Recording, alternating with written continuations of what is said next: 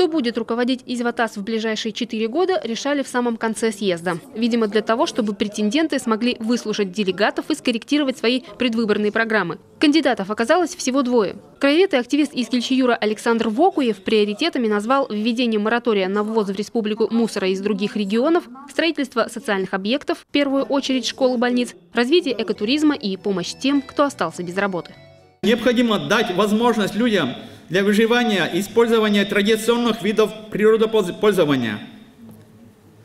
Ввиду этого нужен закон по защите мест природопользования для коренного народа. Это очень насущный вопрос.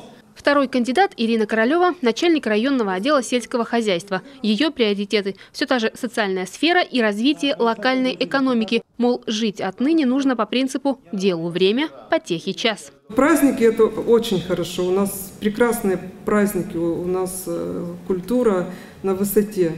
Огромное спасибо. Но база, я еще раз говорю, основа должна быть локальная экономика.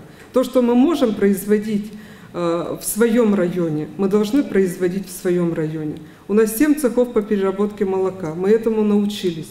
Надо дальше идти. Без долгих дискуссий Королеву поддержали представители коми-ижемцев из других регионов, молодежное крыло Изватас, делегаты из Сыктывкара и Ухты. За Вокуева просили не так активно. В итоге перевес в 3 десятка голосов. Сейчас нам нужно объединиться. Вот сейчас соберем совет Изватас, поговорим, какие проблемы нужно решать в первую очередь. Я считаю, что успех принесет только командная работа. Не собираюсь быть авторитарным лидером и диктовать, что делать. Я за демократию, поэтому моя задача сейчас всех услышать.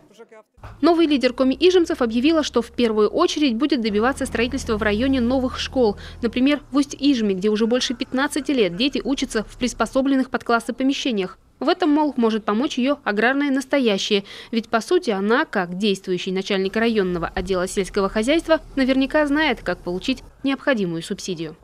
Светлана Некрасова, Вячеслав Беспалов, телеканал Юрган, Ижемский район.